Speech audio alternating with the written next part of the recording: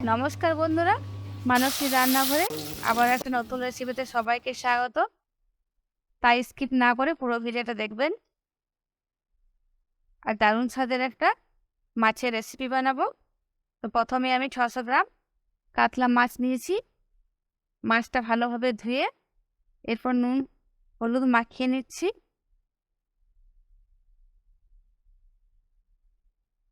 এরপর কড়াইতে তেল বসিয়ে তেলটা গরম হয়ে গেছে, এরপর মাছগুলোকে ভেজে নিচ্ছি।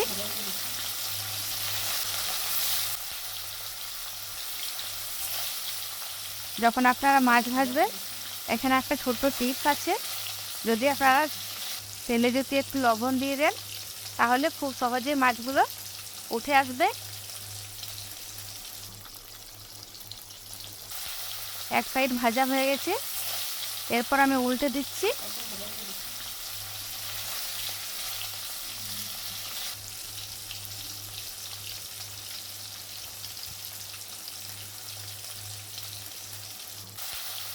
এরপর মাছগুলোকে তুলে নেব।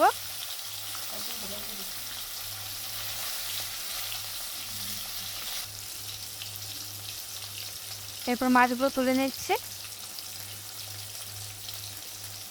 এভাবে সব মাছগুলো ভেজে নিলাম। এরপর একটা কুচানো পেঁয়াজ দিয়ে দিচ্ছি তেলের মধ্যে।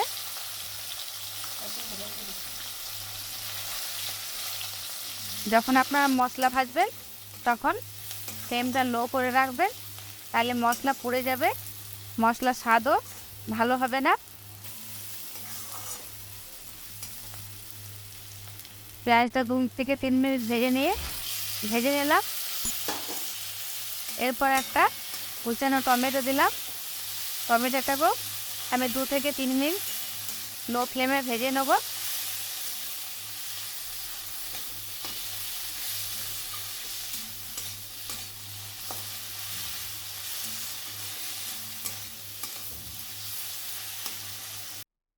এরপর একে একে 1 চামচ আদা বাটা,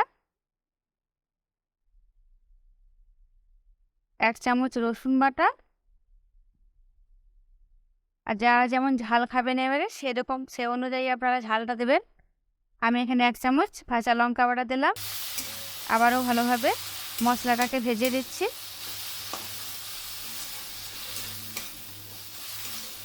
মশলা যত ভালো কষবে, তত রান্নার স্বাদও ভালো হবে।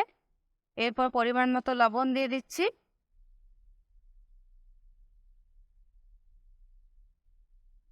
1 চামচ হলুদের গুঁড়ো, 1 চামচ কাশ্মীরি রেড চিলি পাউডার,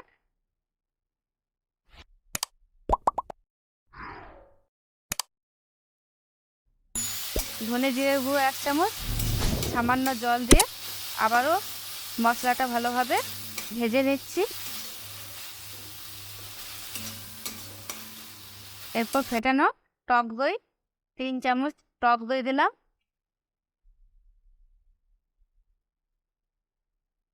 আবারও মশলাটা ভালোভাবে ভেজে নিচ্ছি।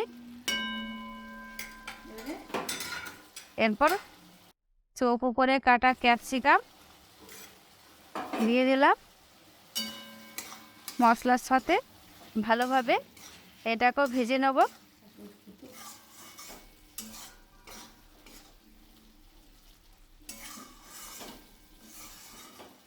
যারা চ্যানেলটাকে এখনও পর্যন্ত সাবস্ক্রাইব করেননি, তারা প্লিজ চ্যানেলটাকে অবশ্যই সাবস্ক্রাইব করে দেবেন। লাইক শেয়ার কমেন্ট করতে ভুলবেন না। সামান্য চিনি দিলাম। এরপর একটু গরম মশলা গুঁড়ো,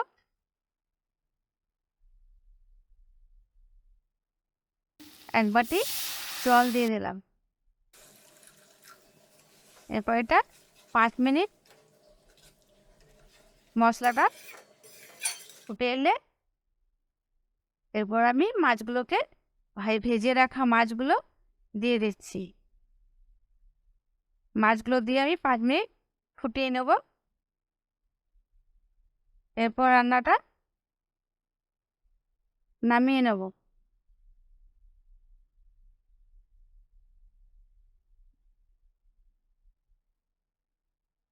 রান্নাটা আমার রেডি।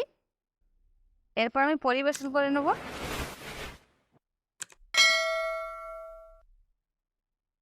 আজকের মতো এই পর্যন্তই। আবার অন্য কোনো নতুন রেসিপি নিয়ে চলে আসবো। আপনারা ভালো থাকবেন।